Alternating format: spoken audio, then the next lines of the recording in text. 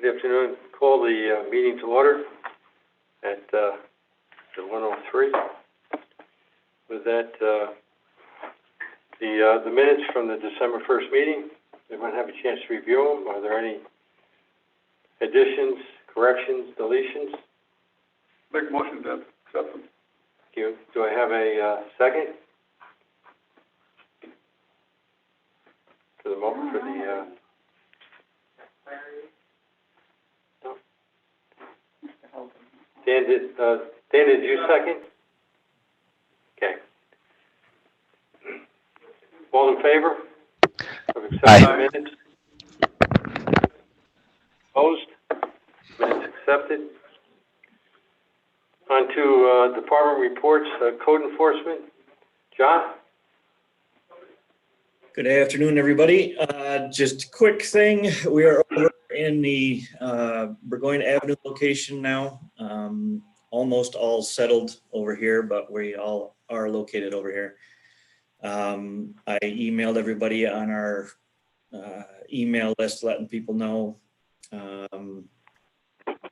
And big thanks to Buildings and Grounds for all their help with that. I've been pestering them a lot lately, and they've been coming through, much appreciated. And as far as the two new employees, end of February, they will be completed with all of their training. So good news on that. So that's all I've got.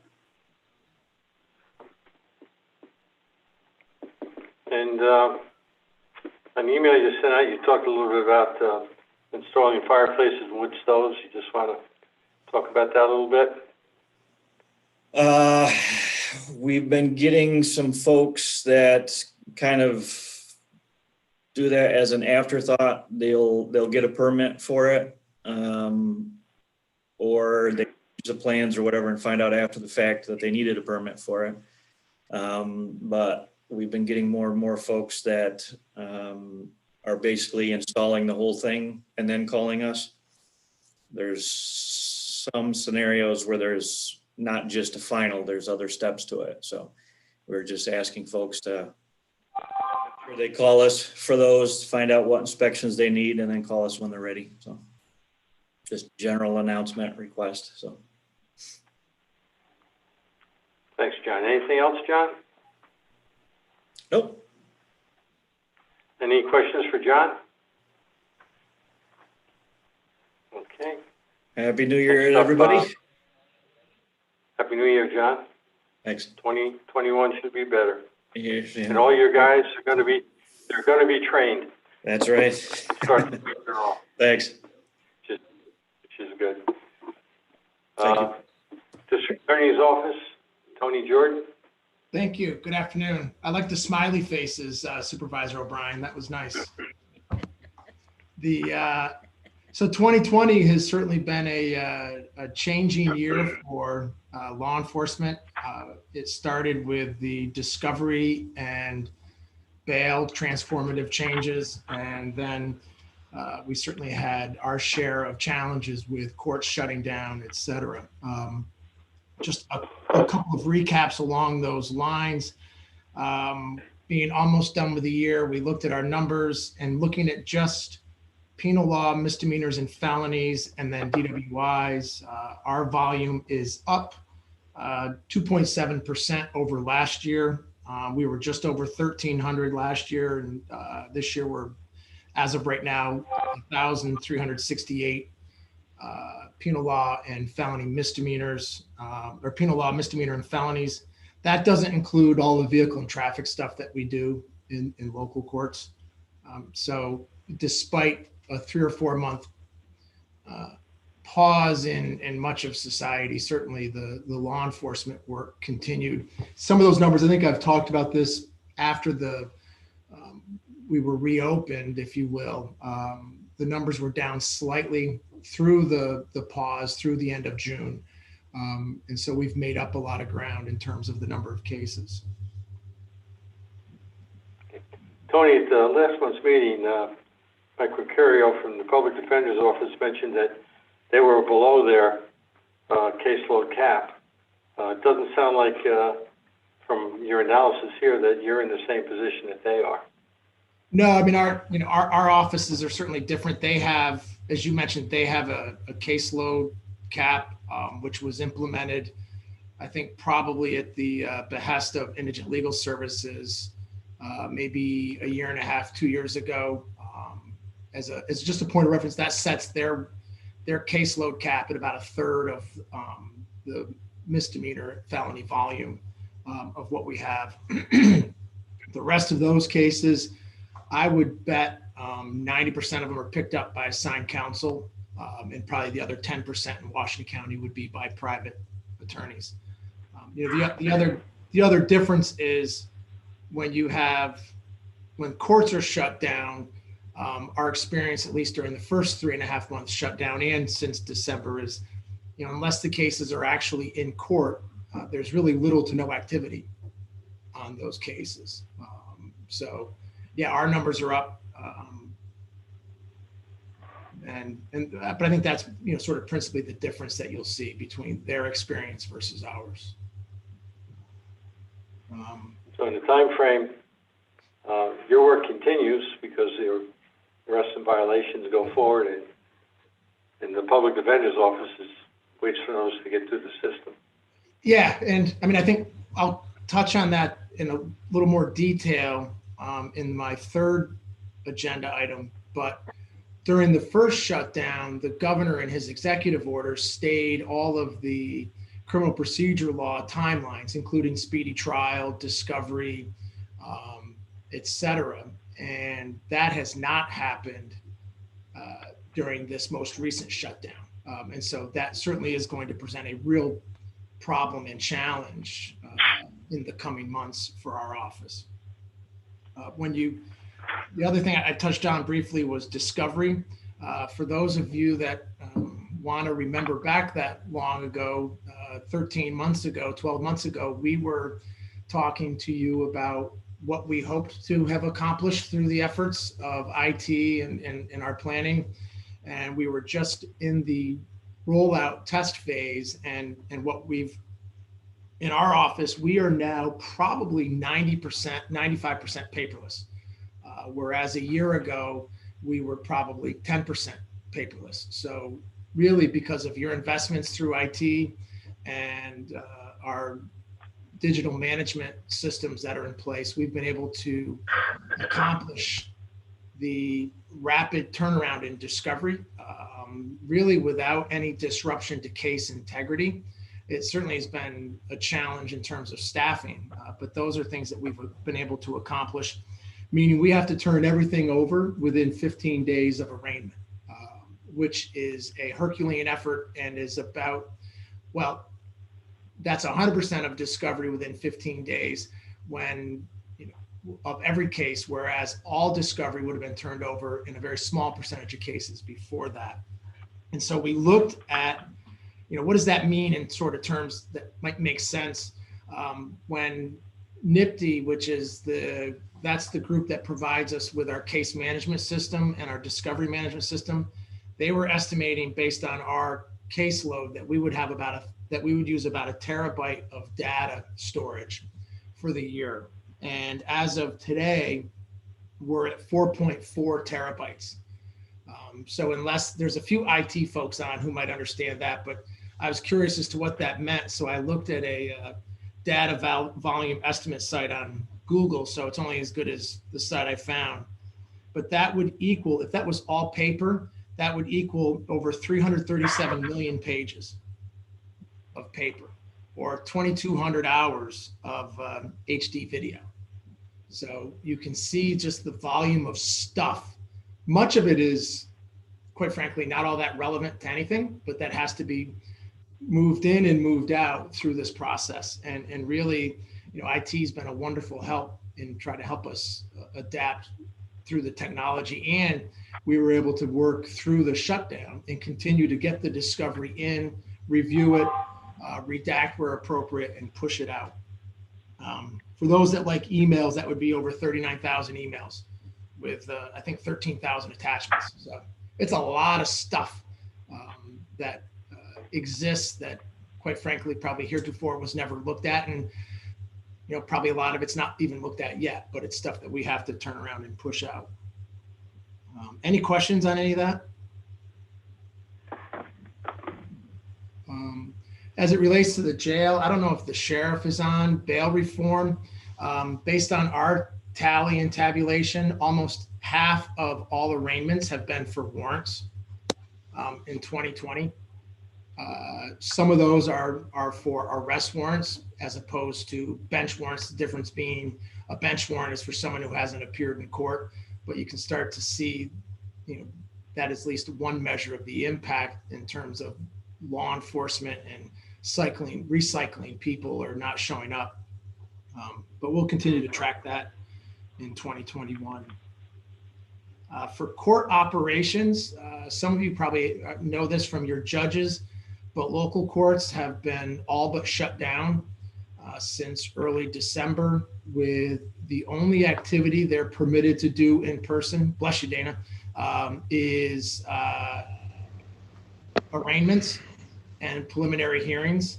They've been encouraged to do virtual proceedings, virtual pleas, but we haven't seen any other than one out of Hartford so far.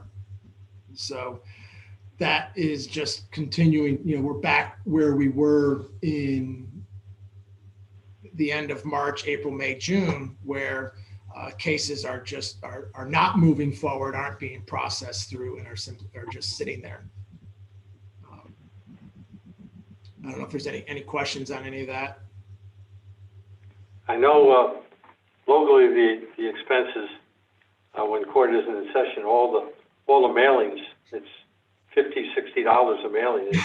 It adds up each week every time they cancel something, and the process with the fines, coming in to help us operate the courts is very slow. But there is an expense, at least in Greenwich, that we get. It's not overwhelming, but every time they cancel, there's 50 or 100 letters that go out. And it slowly but surely it adds up. Yeah. And it seems that that's a week, a month at a time type cancellation of court, if you will, where OC. And this time, different from in April, this did not come from a directive from the governor. This was a directive from the Office of Court Administration. So we don't have the corresponding executive order tolling all of the criminal procedure law time periods. This is an OCA, Office of Court Administration, OCA directive that said, thou shalt not operate. But it's, some courts, I think, went aggressive and adjourned everything to March, probably based on their last experience. But those that adjourned until the middle of January are probably going to find themselves having to continually go through that process. Which brings me to just, our last, my last agenda item, unless there's questions, is we were looking at, in our efforts to get Dana? Oops, sorry. Dana Hogan, you have a question? Yeah, Tony, can you hear me? Yeah, you can. Hey, are they still doing traffic court in the town? No, everything is virtual. There are no in-person appearances. So what we've done, we've asked the courts, and most, but not all of the courts are getting us their docket sheets for vehicle and traffic so we can send out plea sheets so that those can continue to come in and be processed through. That, really has three benefits. One is it catches people early on so they don't forget about them. Two, it allows people to clean it up and plead and reduce the backlog. And then three, it allows the courts to send out the fine notices to Chairman Ward's point earlier and bring in some of the revenue that is critical to functioning these courts and otherwise. One of the challenges you've probably heard from your judges is OCA has directed them to the extent that they can, by some strong language that say, we ask that you seriously consider or reconsider whether or not you're going to suspend somebody's license for failure to pay a fine or failure to appear. So those are the directives that your judges, are receiving in local court. So really, in-court appearances are done, which means little to no vehicle and traffic, in-court traffic, certainly none in court, unless the people accept the offers that we're mailing out. Okay, thanks. You're welcome. So one of the things, what I'm concerned in terms of the public safety side with the governor not tolling the criminal procedural law statute. So with criminal cases, there's what's called speedy trial is the main one. And if things aren't processed or prosecuted within 90 days for misdemeanors, 60 days for violations, or 180 days for felonies, then the case is in jeopardy of being dismissed. And without those provisions being told, that clock continues to run, but we have no way of getting into court to conduct trials, to conduct hearings, or do what's necessary to move the case along. And so one of the efforts we undertook maybe 2 weeks ago to try to get the governor to consider tolling that, because Office of Court Administration can't. They don't have that ability.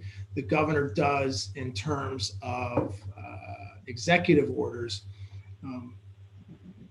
is look at what is our backlog, is it growing, and what is the potential consequence. And so one of the challenges that we have, and so we looked at it from two directions. One of the concerns was we don't want defendants sitting in jail and not being able to get out. So we looked at what those numbers look like. And right now, I think of our jail population, there are maybe only 4 defendants that are in there that are not in on a parole hold, sentenced, or having had a preliminary hearing. So our numbers, and that's reflective, I think, of around the state, but certainly we don't want someone just sitting there without their rights being protected either. But one of the counterpoints that has been made is, well, you have grand jury. And so what we looked at right now, we have unindicted, charged 123 felonies and about 150 uncharged investigations and other types of cases that would be direct presentment to the grand jury. So that just means they're not charged. And so that's our current in-house, if you will. Over the last 3 years, we've averaged 30 to 35 felony cases a month in terms of new arrests. And right now we had a grand jury, and that started in July, but we were only allowed 1 day a week. And with the new requirements for distancing and mask wearing and cleaning in between, et cetera, we can only really do about 4 or 5 cases a day. So you can see just in that period of time, or just each month with that restriction, our backlog is growing about 18 to 20 cases a month. And without any new felony arrests, we would be a good 6 or 7 months just to try to clean up our backlog.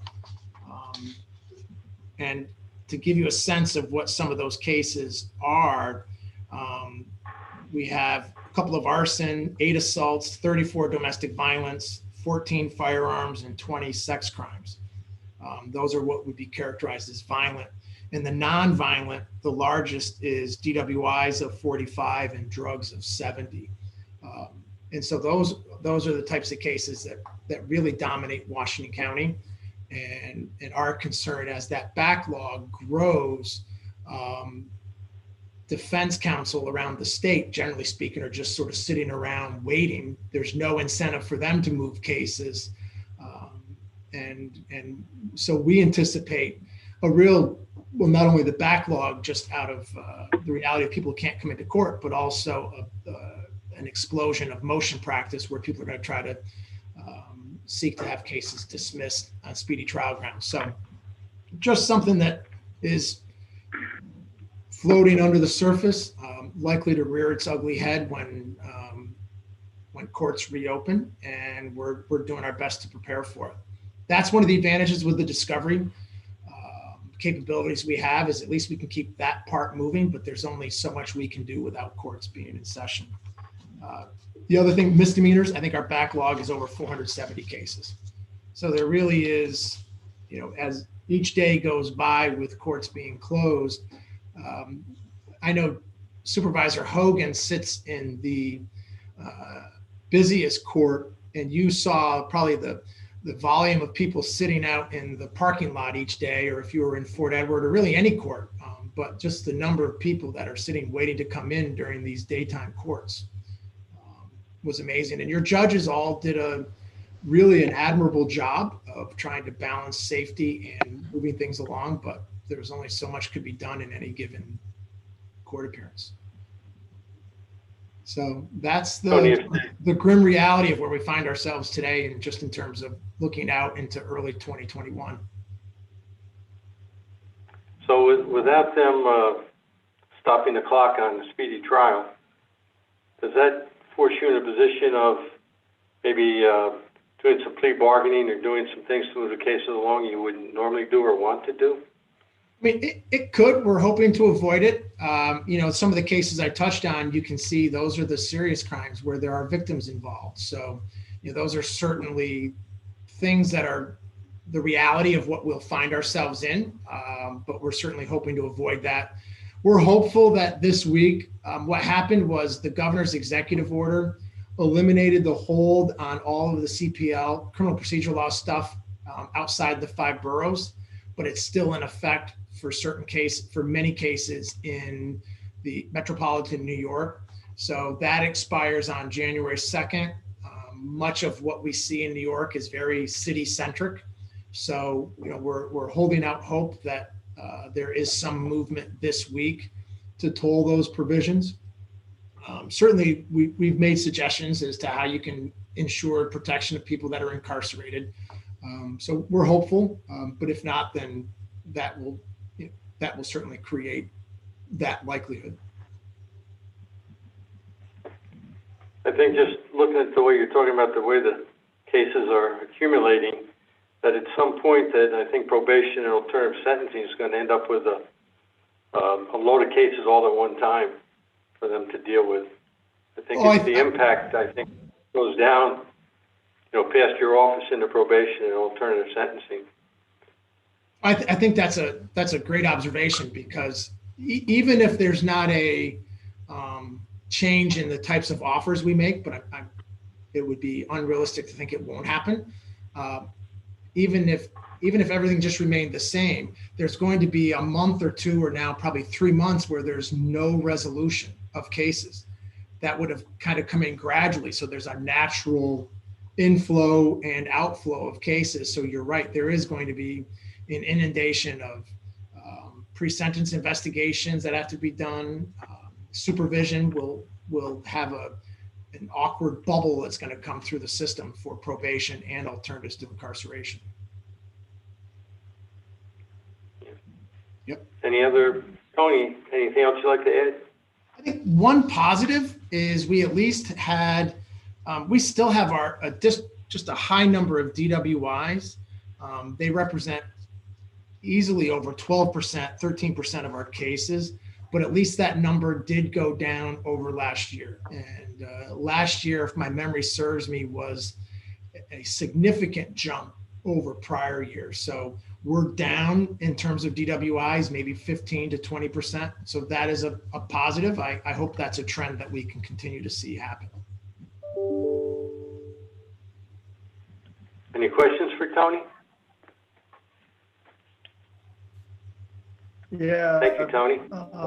Tony, Brian? Campbell. Don and I had spoke earlier last week about this, and it's kind of a nice segue into it. There's a lot of things with raise the age and crime or bail reform and things where this stuff is going to get more to probation. Social services is going to be more involved, going to be a lot of things. I'm hoping that we can, I'd like to speak to you offline at some point about it, but who we should get in the same room to maybe have a conversation and how we can come up with a plan as to what would be the the least expensive way to handle these correctly. So we have that in advance, so we know where things are going, how they're going, and just trying to control county costs is what I'm after. I know we still have to go by the law and all that, but we just would like to have a little more of a data-driven, methodical process where instead of people being at each other's throats, that this is mine and this is yours, and you've been involved in some of those meetings before, but I'd like to have one where we got everybody in the same room and we could see if we all get on the same page, if that's possible. And maybe you have a better idea of who all should be involved in that meeting too. Sure. No, I'd be happy to. That'd be great. Planning ahead is always better than recovering afterwards. I agree with that wholeheartedly. Yep. So. I think it's a good idea, Brian, and at least we can see if we can mitigate some of the expenses along the way. So we get everyone on the same page. Anything else for Tony? Well, thank you all very much, and Happy New Year to everyone. Thank you. Happy New Year. Any other business? Anyone else with any other agencies that are on here? No. Being that there's no other business, we've reached the adjournment portion. Hey, Don, this is Daryl Wilson. I'm sorry, I got one question for you. Something to consider. I don't know if this is the realm of the possible. We talk shared services. We got this big backlog coming. The caseload is not so heavy in other towns. And I know we're probably venturing into something that hasn't been done before, but judges, if they don't have a lot of caseload, what's in the realm of the possible of pooling judges where they're needed to hear the max caseload that we possibly could get, benefit for the county at large? Just a thought. Yeah, that's, one of the challenges with that is it would require, there's limited jurisdictional coverage where they can hear cases. But two, I think every town has a backlog that is proportionate to the volume they're accustomed to handling, and is probably sort of corresponds to the amount of time the judges have to dedicate to their position, if that makes sense. So for instance, Kingsbury is our busiest court, but they also come closest to treating that judge in his position. I hope I'm not incorrect on this, Supervisor Hogan, but closer to a full-time position compensation. And I believe they also have two clerks. One might be full-time, one might be part-time. Fort Edward is the next busiest.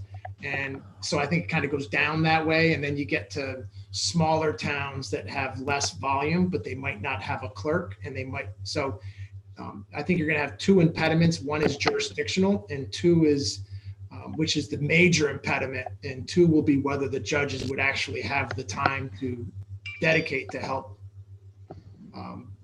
push that out. But one of the things we're talking to the governor about in OCA is we're asking them to meet with us to come up with a plan to handle the backlog statewide in terms of how are we going to manage all these trials. To give you a point of reference, you heard our numbers, which seem, they're significant to us.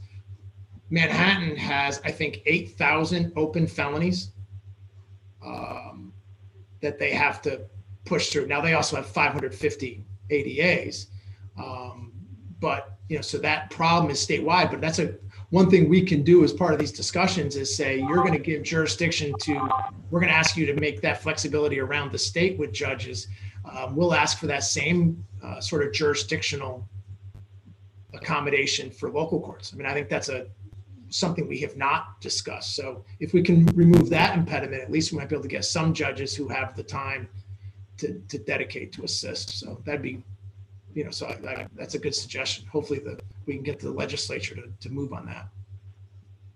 Thanks, Tony. Yep, thank you. Thank you, Darrell. Anything else? None. Dave? I see Anthony White's on there. I think we should thank him for his service, and he's up in the county, and wish him well in his upcoming venture. So thanks, Anthony, for all you've done, and good luck. Good luck, Andy. It looks like, Anthony, it looks like the judgeship is going to be worse than probation with the backlog you're going to face. Jumping right out of the frying pan and into the fire, I guess. But thank you very much, and I look forward to the challenge anyway. Ryan, that's why I didn't bring up the backlog until he had already submitted his retirement papers and you had accepted them, so he couldn't change his mind and not take over the court.